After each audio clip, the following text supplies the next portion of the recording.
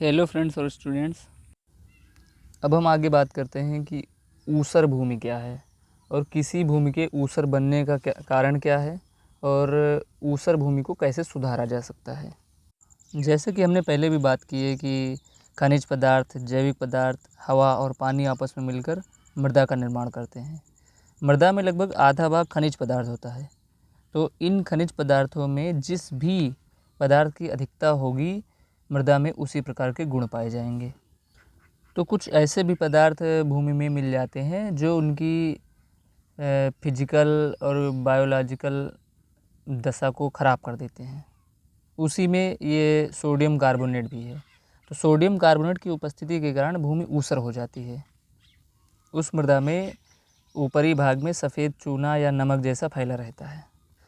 मतलब ऐसी भूमि जिसमें लवणों sodium carbonate, sodium bicarbonate, sodium chloride आदि की अधिकता होती है, जिसके कारण भूमि की ऊपरी सतह सफ़ेद दिखाई देने लगती है और इस भूमि में फसलें नहीं उगाई जा सकती हैं। इसी भूमि को ऊसर भूमि कहते हैं। और इस तरह की भूमि में कुछ विशेष प्रकार के पौधे उगते हैं जो अन्य कई स्थानों पर नहीं मिलते हैं। इस भूमि में पेड़ पौधे या फसलें नहीं उगाई जा सकती हैं। ऊसर भूमि को अलग अलग जगहों पर अलग अलग नामों से पुकारा जाता है। जैसे कुछ जगह ऊसर, कुछ जगह रेह, कुछ जगह रेसर आदि कहा जाता है। अब जानते हैं किस कारण से भूमियाँ ऊसर हो जाती हैं। तो ऊसर भूमि बनने में खनिज पदार्थ, वर्षा की कमी, तापमान ज़्यादा जैसे कुछ प्राकृतिक कारण होते हैं जिनसे भूमियाँ ऊसर बन जाती हैं। कभी कभी किसी किसी जगह पर जलभराव ज़्यादा होता है तो उस भूमि में नीचे के जो हानिकारक पदार्थ होते हैं वो ऊपरी सतह में आ जाते हैं, जिससे के कारण भूमि ऊसर बन जाती है। जिस क्षेत्र में वर्षा कम होती है वहाँ की भी भूमि ऊसर हो जाती है। वहाँ की मृदा में घुलनशील जो लवण होते हैं, क्षार होते हैं, वो पानी के नष्ट नहीं होते हैं या पानी के साथ बहकर भूमि की निचली सतह पर नहीं जा पाते। वो ऊपरी सतह में ही रहकर भूमि को ऊसर बना देते हैं।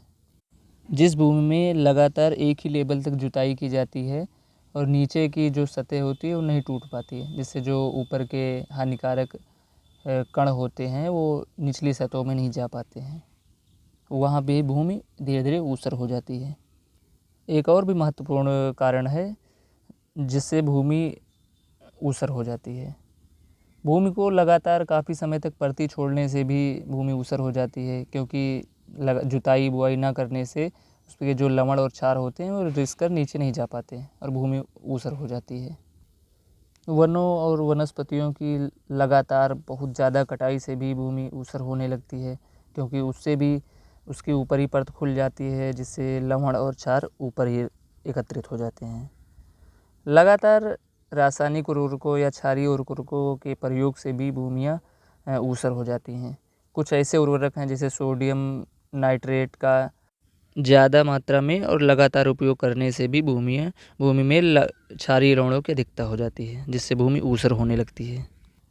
अब बात करते हैं ऊसर भूमि का वातावरण पर, खेती पर, पेड़ पौधों की वृद्धि पर क्या क्या प्रभाव पड़ता है। तो सबसे पहली बात यह है कि ऊसर भूमि पर्यावरण को प्रदूषित करती है।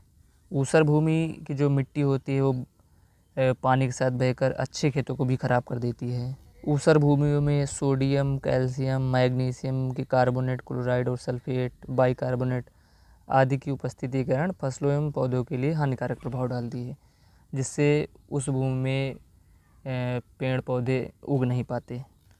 ऊसर भूमियों में लाभदायक जीवांशों की और जीवाणुओं की भी कमी हो जाती है, जिसके कारण उसमें पोषक तत्व कम पाए जाते हैं। ऊसर भूमियाँ काफ़ी कड़ी होती हैं जो पानी नहीं सोखती हैं, जिससे बाढ़ आने पर पानी लगातार एक जगह पर भरा रहता है। ऊसर भूमियों में वर्षा होने पर मिट्टी बहुत चिकनी हो जाती है जो काफ़ी फिसलने लगती है, जिस पर चलना मुश्किल हो जाता है। और सबसे महत्वपूर्ण बात, जिस भी क्षेत्र में ऊसर भूमि ज़्यादा है वहाँ पर जो सड़कें हैं वो ज़्यादातर टूट फूट जाती हैं, ऊबड़ खाबड़ होती हैं और वहाँ के जो घर होते हैं उनके प्लास्टर बहुत जल्दी गिरने लगते हैं, ईंटें ख़राब होने लगते हैं आदि बहुत सी समस्याएं हैं। अब जानते हैं कि ऊसर भूमियों को कैसे सुधारा जा सकता है। आपको सुनकर हैरानी होगी कि भारत में ऊसर भूमि 17 लाख हेक्टेयर पर है और उत्तर प्रदेश में 13 लाख हेक्टेयर पर है, और ये लगातार बढ़ रही है, जिससे खेती योग्य भूमि लगातार घटती चली जा रही है। इसलिए ऊसर भूमि को जल्दी से जल्दी समय पर कृषि योग्य बनाना बहुत आवश्यक हो गया है। ऊसर भूमि में सुधार से पूर्व कुछ कार्य होते हैं जो करना बहुत आवश्यक होता है, जैसे खेत का समतलीकरण करना, खेत को छोटे छोटे टुकड़ों में बांटना, मेड़बंदी करना और सिंचाई के लिए पानी की सुविधा बनाना, जल निकास की भी व्यवस्था करना, क्योंकि पानी के अभाव में ऊसर बनता है, लेकिन ऊसर सुधार में भी पानी का बहुत महत्व है। तो सबसे पहले ऊसर भूमियों की गहरी जुताई करके उसमें पानी भर देना चाहिए, और ये प्रक्रिया 2-3 बार करनी चाहिए या कई बार करनी चाहिए, जब तक कि वो भूमि की स्थिति सुधर न जाए, क्योंकि लगातार गहरी जुताई करने से पानी के साथ जो हानिकारक लवण और क्षार हैं वो बहकर निचली परतों में चली जाएं। जल निकास की भी उचित व्यवस्था करनी होगी, क्योंकि जैसे बारिश का जो पानी है वो ऊपरी सतह में जो लवण और क्षार आ जाते हैं वो भी पानी के साथ बहकर चले जाएं।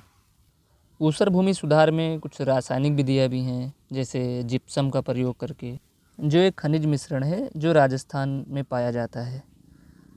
1 हेक्टेयर भूमि सुधार के लिए 10 से 12 टन जिप्सम की आवश्यकता होती है। जिप्सम की पर्याप्त मात्रा को खेत में ढेर लगाकर फिर समान रूप से बिखेर देना चाहिए। जिप्सम को खेत में बिखेरने के बाद में हल्की जुताई करके पानी भर देना चाहिए। खेत में 5 से 10 दिन तक पानी भरा रहना चाहिए, जिससे अघुलनशील लवण और क्षार जिप्सम के साथ क्रिया करके घुलनशील अवस्था में बदल जाएं, जिससे भूमि की रासायनिक स्थिति बदल जाती है। गंधक या गंधक अम्ल का भी प्रयोग करने से भी ऊसर भूमियों में सुधार आता है। कुछ जैविक विधियाँ भी हैं जिनसे ऊसर भूमि को सुधारा जा सकता है। उसमें है चीनी मिल में जो प्रेसमड निकलता है, उसका भी 15 से 20 टन प्रति हेक्टेयर अगर उपयोग किया जाए तो उसमें जो गंधक और कार्बनिक पदार्थ पाए जाते हैं वो भूमि की वो ऊसर में सुधार करते हैं। ऊसर भूमि में यदि गोबर, कंपोस्ट, वर्मी कंपोस्ट आदि की भी मात्रा का लगातार और काफ़ी मात्रा में किया जाए तो इन खादों से बनने वाले कार्बनिक अम्ल और मृदा संरचना में होने वाले सुधार से ऊसर सुधर जाता है।